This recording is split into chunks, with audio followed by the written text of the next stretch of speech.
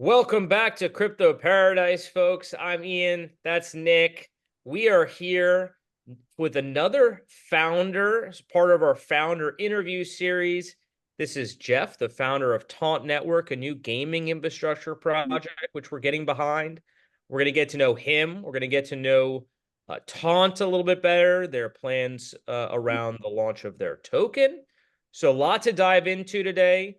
Jeff, why don't we kick it off? If you can just introduce yourself, tell us a little bit about how you got in the crypto space. We can go from there.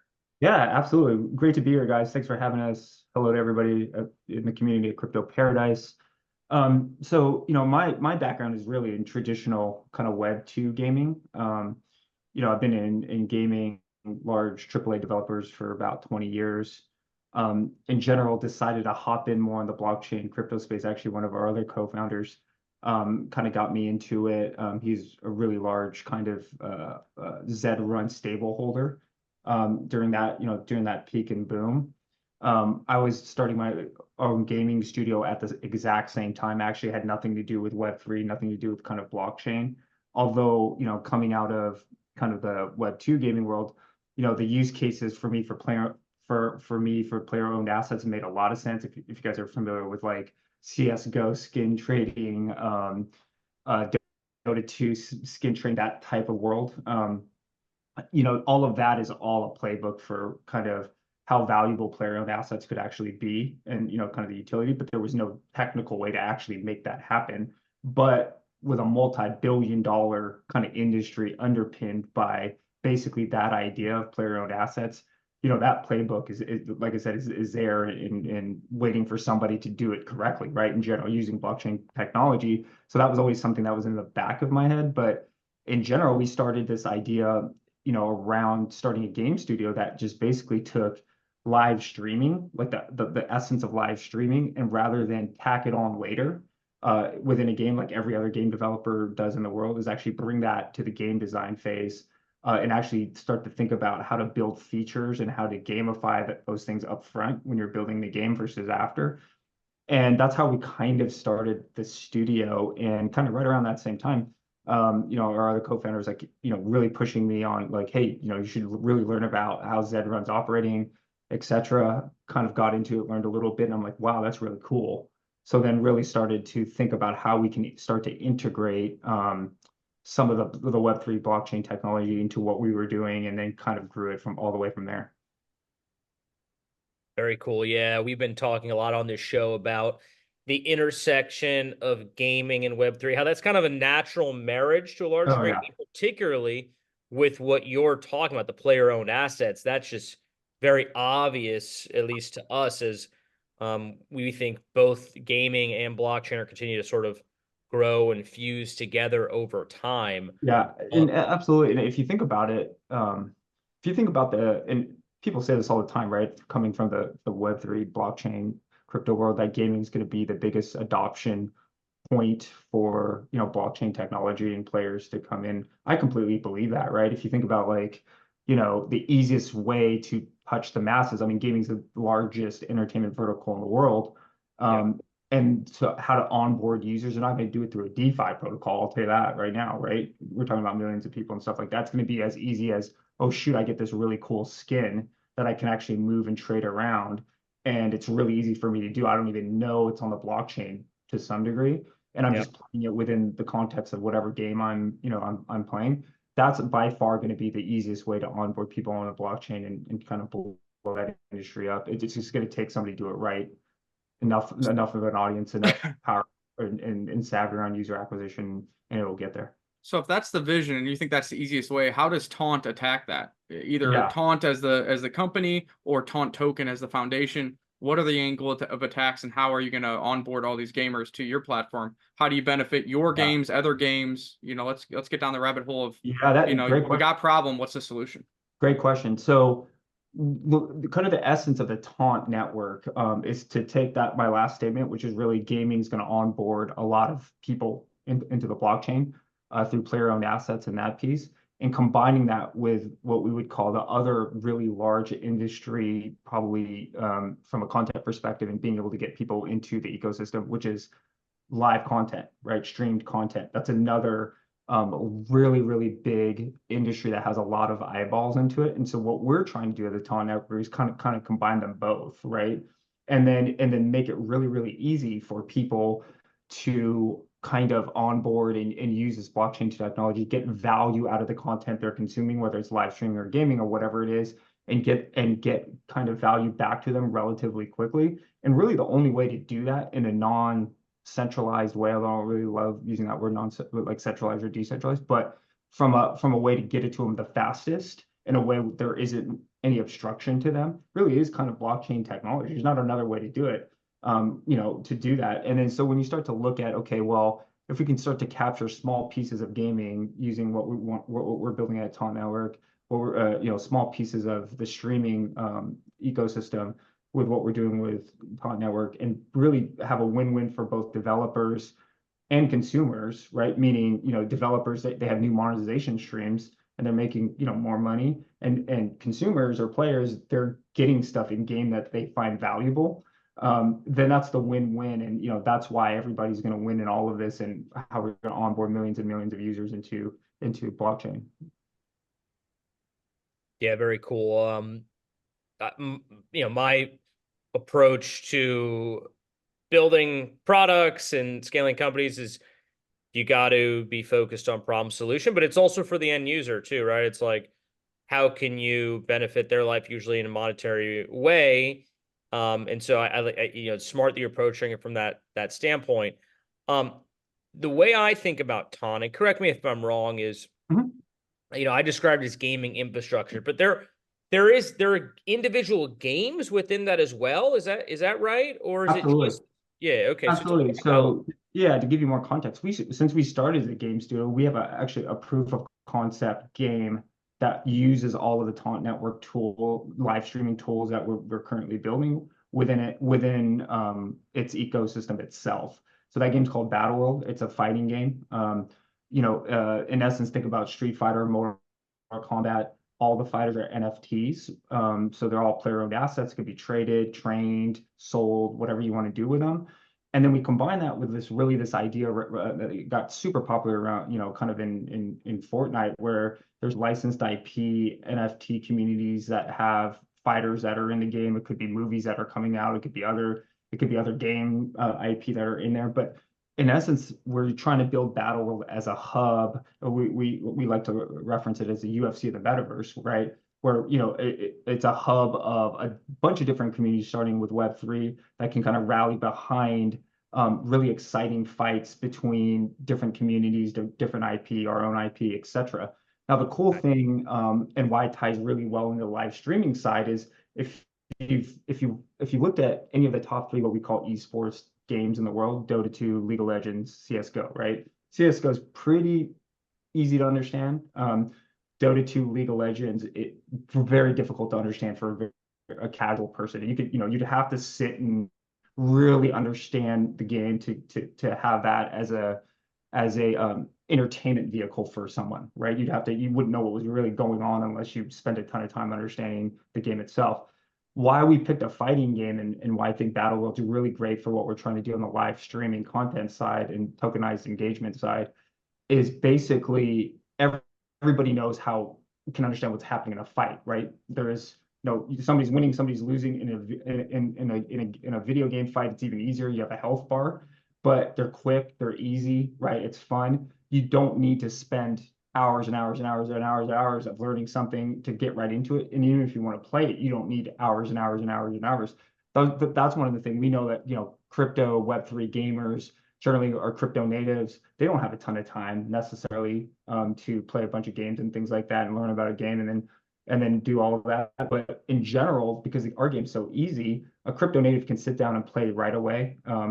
Within 1, 2, 3 minutes. They don't need some multiple day tutorial to understand what's going on. And then on the live viewing side, it's exciting, right? It's legitimately a virtual fight. So I think all of those components combined give this genre and what we're doing, both on the gaming side through Battle World and the network side, a really good platform to kind of show off what our long-term vision is when you combine the two.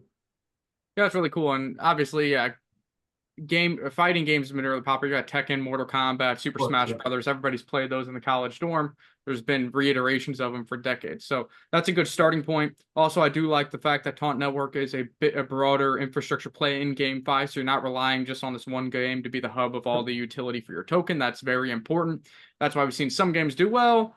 Some gaming projects do poorly. If they're relying on one game, they have no product, they have less chance of collaborations, less chance of partnerships, and much less token utility. Ian, I don't know if you have any questions, but I guess, we kind of talked about the broader Taunt Network platform.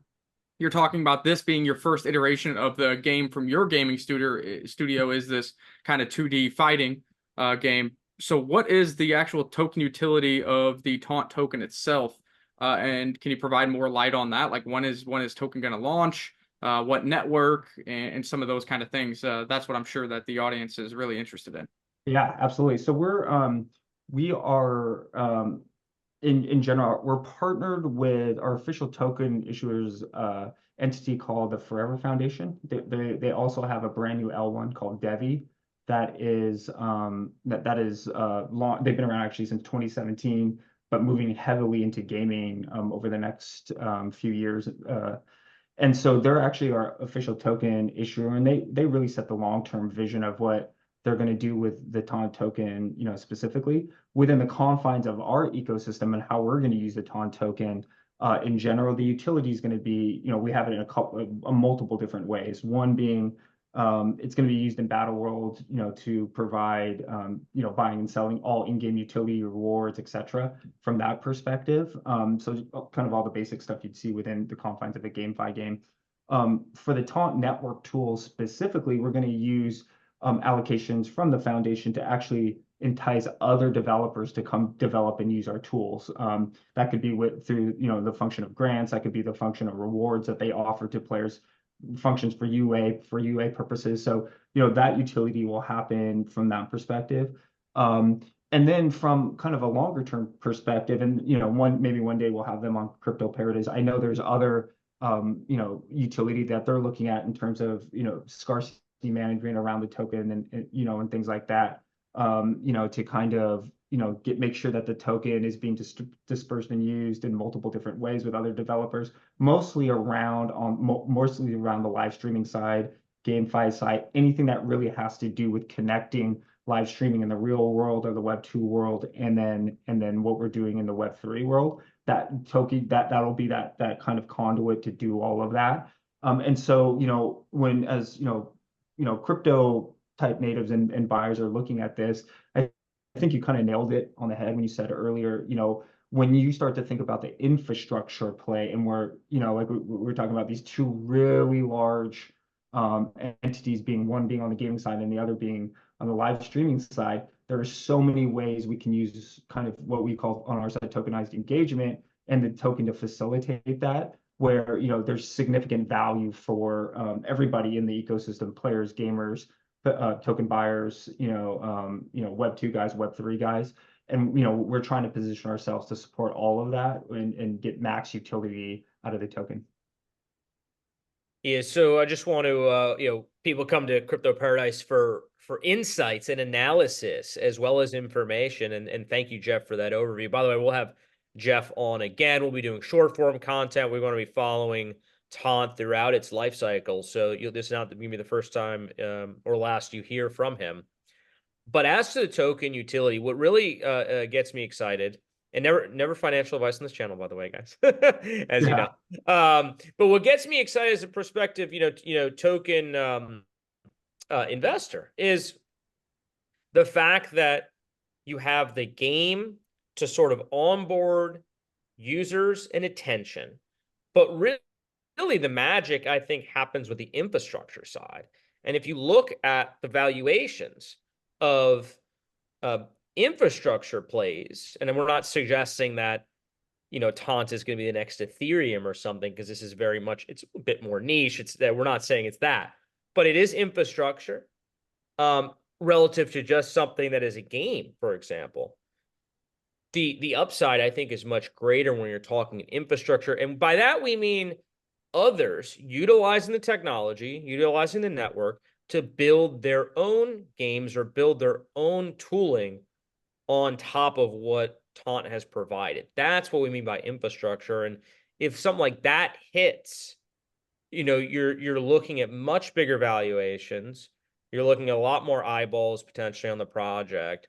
So to me, that's what gets me very excited, is that infrastructure component. But I like the fact there is a game as well to get those initial eyeballs and to showcase the technology. So it's kind of best of both worlds in some sense. Yeah, and it's one of those things too where if you look at how the traditional AAA game developer develops games and why we have our own game studio within our network is because if you think about it, like, it's always hard for somebody to be the first person in to use a third-party tool set, right? Well, it doesn't matter what it is, right? You want to see it's battle tested. You want to see, there's some adoption there. You want to see that it's been through some things and the features are kind of streamlined and it's the right sized and they're valuable. And so we believe Battle World itself, there's no better developer to do that than ourselves, to show, hey, this is what you can do. Hey, you can have live voting in your Unity game and it'll change what level that's going to come up next for a live stream, something like that, right? Or add gamify features into that are live into a Web3 game. Things like that that Taunt can kind of enable to some degree.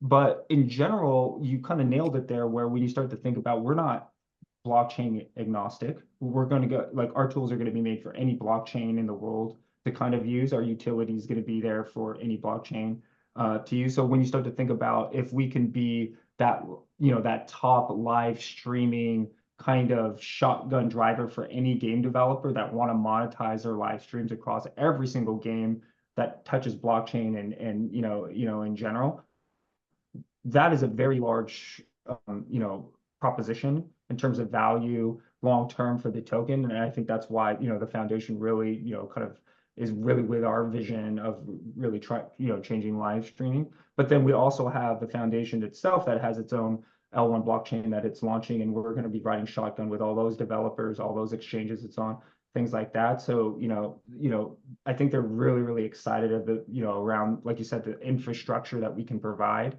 to bring value to the token they're issuing. Yeah, that's awesome. I don't know how much I want to turn to a couple more topics here. I don't know how much we're going to reveal, but like I said, we'll be doing a lot of content with Taunt here coming up.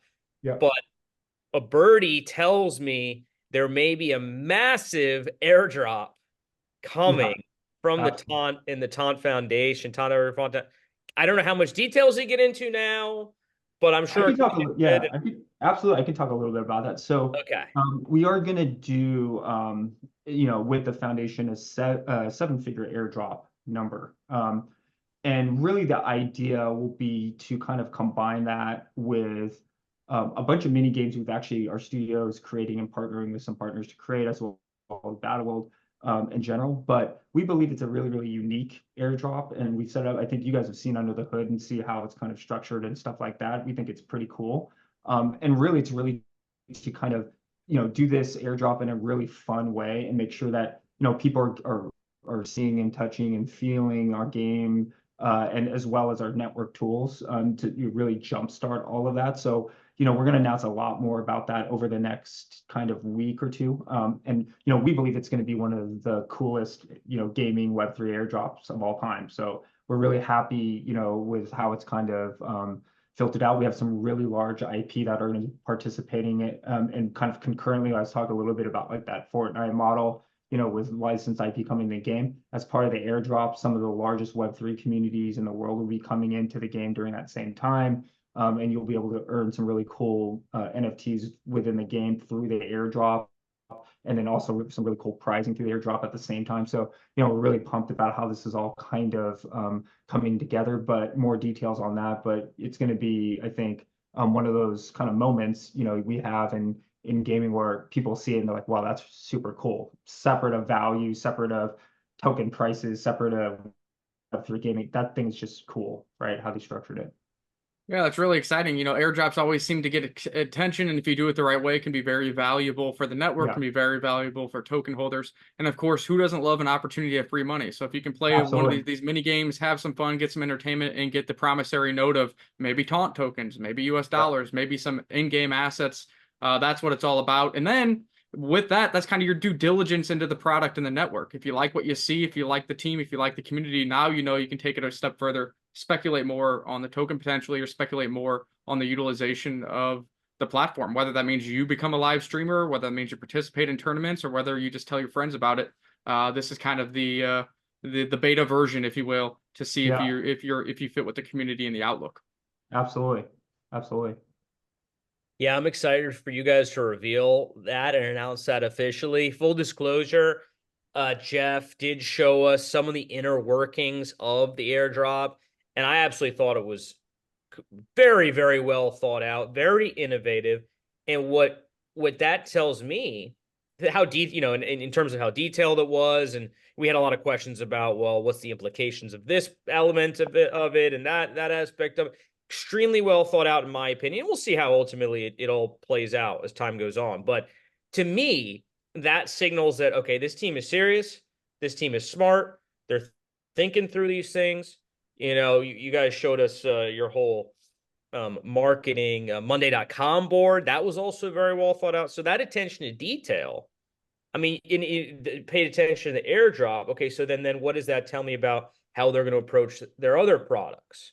I think it Yeah. bodes very well for that. So, just wanted to do that full disclosure for everyone who's listening. We have seen a little bit of the inner working stuff.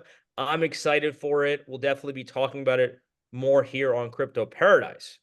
So, with that, and like I said, folks, you'll be hearing a lot from Jeff and Crypto Paradise as time goes on. So, want to turn to the more fun portion of the discussion.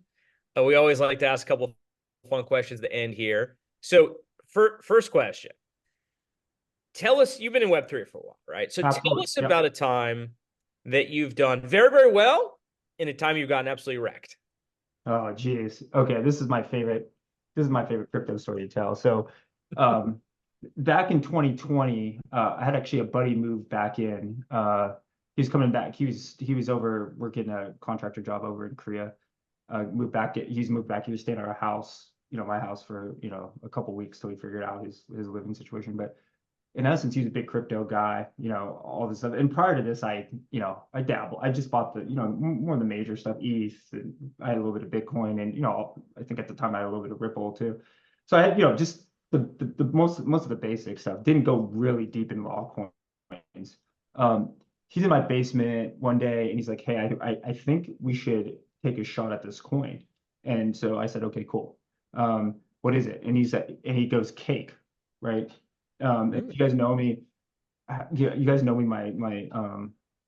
My Telegram icon was a Cake coin for a really, really long time until very recently. But and I said, so when I started, I was like, cool. What does it do? Right? I ended up didn't know a ton about it. And so he's like, it's this, but it has the cartoony interface, and I'm like, dude, are you kidding me? Right?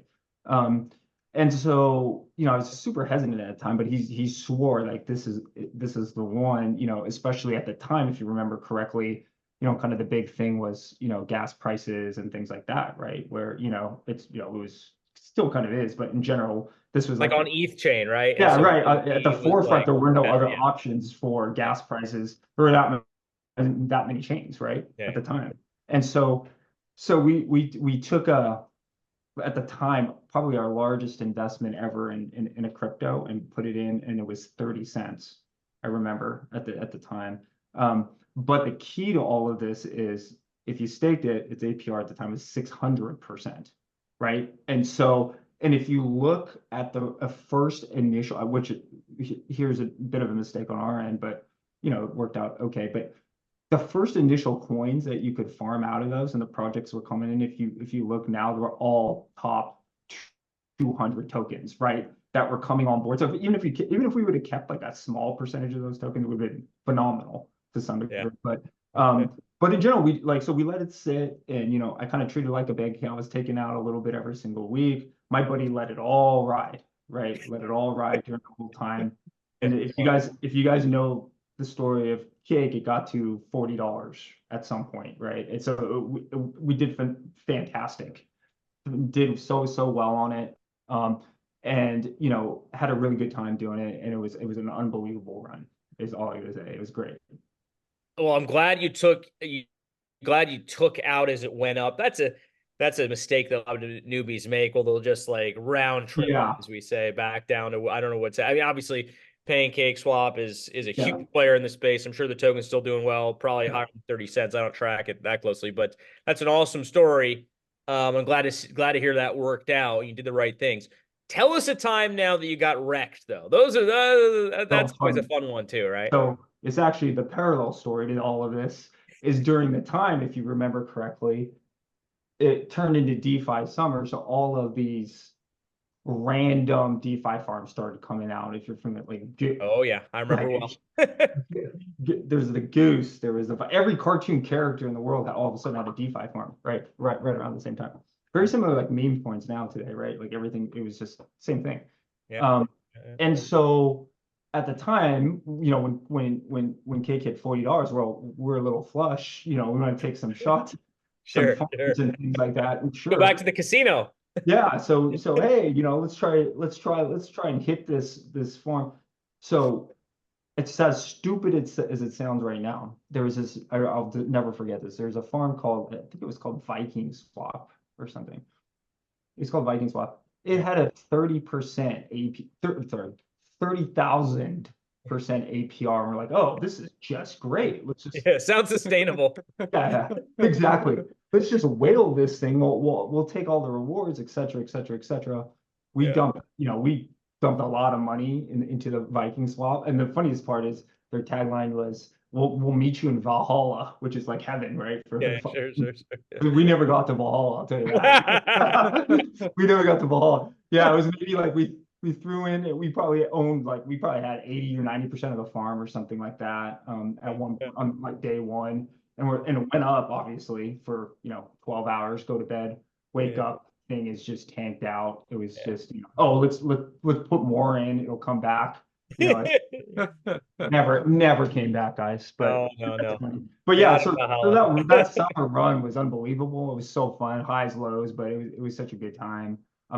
Very similar probably what people are experiencing in meme coins, right now, where you pick a big winner and you can take some shots, and it's the best time of your life. Yeah, You know, yeah. you never know. So Yeah, there's definitely lessons there. Always take some profits. You got to take some more shots, but don't go too hard into one single new exactly, flyer project, So, absolutely, and absolutely, we're really on the cusp of, and just starting in this next bull run, and there's going to be more opportunities like this. Hopefully, we can tell you some about Crypto Paradise. Hopefully, maybe the Taunt Network is hosting some of these opportunities with absolutely. developers coming onto their platform, and people really Yeah, thinking absolutely. GameFi is meant to be with blockchain. Yeah, and what the cool thing about this run actually is, and you guys do it because you see and meet, tons of founders and like all that stuff. Just the level from back then to now, the level of the high level projects that you come across are unbelievable. It's almost like, the crazy part is I see like all kinds of different projects on my desk every day because I'm searching to solve problems, for our company, problems in my day to day, like all of those things. And it's like every 3 to 6 months, there's a new product out there using blockchain technology that's attacking a major problem, right? Within 6 months, that problem is solved. And so, like the amount of smart people who are in this space at this point is unbelievable compared to 2020. And when you start to think, okay, well, somebody's going to nail it here, somebody's going to nail it there, and then the amount of projects, if you DYOR, of quality things, there's some things out there that won't fail, right? That it can't fail because it's just such a good solution. It's just solving real problems. And I think that's going to be the real difference between the last kind of bull run and this bull run. Like the highs might not be as high, but the risks are going to be much lower because the tech teams and the teams behind it are much smarter, much savvier. Like, they're building for the right reasons and things like that. And it's not going to be such a crap field. Of course, there's going to be, there's risk everywhere, but the sheer amount of really smart teams and people that are building is probably 100x, right, from 2020. So it's one of those things where, I think that's the really, really cool thing when we get to the end of this. Yeah, I would agree with that for the most part. The space has matured a lot since Yeah, 2020. Of course, you're going to have winners and losers like always, but I agree there's a level of professionalism and seriousness absolutely. present now that I don't think was there back, certainly not in Right. 2020.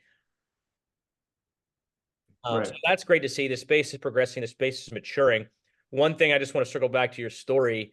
One takeaway, absolutely, yeah. Don't throw all your chips into a brand new project. They say it's easier to make money than it is to hang on to it. Absolutely. One strategy that's worked well for me, and again, never financial advice, it's just my opinion. But if you hit it on one, that's great. And you don't necessarily want to put it back all into stable coins. Maybe throw it into and you think the bull run's going to continue to go. Throw it into Ethereum, throw it into BNB, throw it into something that you know is going to continue to go up, but it's not going to, all right, I want to turn back to the response you had actually to the question about the time you got wrecked, because I think there's some gems and nuggets of kernels of information there I want to just highlight for the community. So one of the things that I've come to learn as someone who myself has made a lot and lost a lot is it's often easier to make a lot than it is to be rich than it is to stay rich. It's easy to, okay, you make a lot and then all of a sudden you're taking risky bets here, doing foolish things there, bad investment there. Oh, you buy yourself a boat or something that you're never going to use, whatever. You can come up with 100 examples. But in your case, it was, we're going to invest all this cake profits we made, or a bunch of it anyway, into this super high risky farming token that had very little chance of long-term success. So what I do now, and again, financial advice, people can go about this different ways, but if you've made a lot, and there's going to come a time in this bull run where hopefully we'll all have made a lot, it's smart to find less risky things to then put some of your gains into. And if you're at the start of a bull run, maybe you say you did really well on a meme. Well, don't turn around and gamble on 50 more memes. Maybe gamble on 5 more if you want, but put the bulk of that back into Ethereum or BNB, something that you know is going to go up because it's still a bull run, but it's not going to rug you.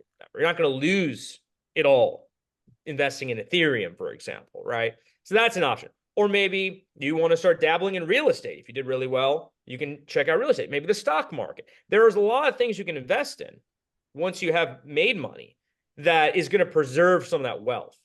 So just wanted to point that out. Hopefully next time, Jeff, if Taunt goes to the moon and your other investors, we all sitting pretty at the end of this bull run, let's not gamble it away on memes. Yeah, absolutely. And to, kind of tack onto that, I think, the FOMO stuff is real, right? So, I think our biggest thing that, or my personal biggest thing, when you sold some and you still see that same token go up, it's almost like you're taking it as a loss, right? But it's the perspective of, well, you have to keep in mind is, I started with nothing over here, and you would have been ecstatic to make this middle number, right? If you would have told you that up front, and you can't take the whatever the asset is, could be real estate, could be good. You can't take that going up and like, oh, I sold too early as like a personal loss. And that's where I see a lot of guys, specifically in crypto, do when it's like, oh, I should have kept it or held it. But at the end of the day, the perspective is, you're in this not for your digital numbers to go up on a day-to-day business. It's for it to go up over long term, right? And so I think that's what you said was a great piece of it, advice there, and and keeping that perspective of what you're trying to do like long term in terms of why you do investing in general. It's not about the rushes of day to day. It's about how to diversify and keep everything.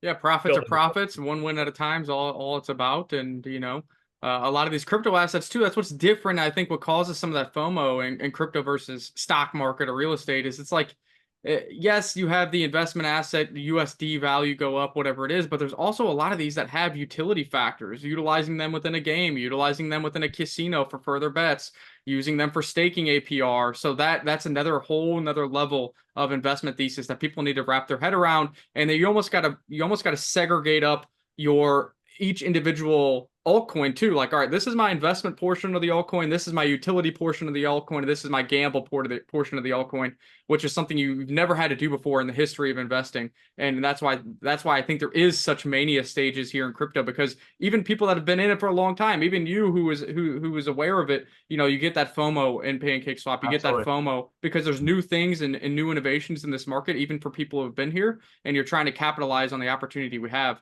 Just because the bull markets in crypto are so aggressive and there is life-changing opportunities here. Absolutely. Yeah, and there's no other industry where the numbers can go up quite so fast. Like, real estate, you invest in that, you don't even really know the value of your home or whatever apartment until you try to sell it. Stocks, they go up 5, 10, maybe Yeah. 20% in an incredible year, in a whole year would go up. So there's really nothing that's going up 10, 20%, 30, 40, 50, 100 in days, hours, minutes like it is in crypto. So the FOMO is definitely real. And I'm sure, it's you're gonna take your losses. You're gonna make the mistakes and all that. And so it's about learning over time. But yeah, anyway, so want to wrap this up. We always on this channel preaching financial freedom, investing over the long term for a greater goal, like we're talking about. So, Jeff, what does crypto paradise mean to you? Yeah, that's a great question. For me, it's more time with family and friends and loved ones, right? I think in general, of course, things are nice and all of that stuff, but um, you know, for most people, when you get down to the brass tacks of everything, financial freedom basically means more time to do the things that they love to do, right? And so I think for me on a personal level, that's really what it's about. It's about, hey, I don't got to go to the office every single day if I don't want to. I can spend time, with my family, friends. I think, ultimately, I think if you unwrap that from most people, whether it's, oh, I want to go on more vacations, but that's really what it gets back down to is I want to spend more time with family and friends, right? And so I think that's the cool thing about crypto in general is that, the opportunity is there and it's much, much better than buying a lotto ticket, right? Yeah, well put. I think it is really all about time to do the things you love, spending time with family and friends. Obviously, that's going to be up there. Hobbies, different activities you like to do. Bottom line is no one wants to be working 8, 10, 12 hours a day in an office every single day, basically beholden to somebody else, effectively, Right. is how most people operate professionally. So crypto affords people that option and that opportunity to sort of be their own boss, make their own time, set their own schedule, do what they want to do. Obviously, the work is still going to be there. But the goal is financial freedom. So, all right, with that, I don't know if you guys have any final thoughts. We're definitely gonna have Jeff on again here. A lot of Taunt updates coming out of Crypto Paradise, so stay tuned. But any final thoughts, gentlemen? I would say appreciate you having me on. I'm really excited to share more, especially with the airdrop. The foundations would love to share more on the token launch. Here shortly. I know the foundation is planning on launching the token by the end of the summer at the latest. So and I know there's lots of partners lined up, very very big partners to make sure this thing is a success and touches as many people as possible. But I think for me, like I said, when I was talking about earlier around the airdrop, I'm really excited for everybody, in GameFi and Web3 gaming to see what we do with this token launch, and hopefully everybody, in the crypto paradise community sees the value in that as well. But I'm excited to get that out here in the next couple weeks. Yeah, I'll just say hit that like, share, and subscribe button. Stay tuned to learn more about the Taunt Network, the Taunt token, and everything related to Taunt. We believe that GameFi and blockchain is meant to be together, and Taunt Network could be the infrastructure play that sets your portfolio up right leading into this massive bull season. Amazing, guys. Well, thank you so much for your time, Jeff. We will see you soon. And until then, see you on the Thank beach. you guys. See ya.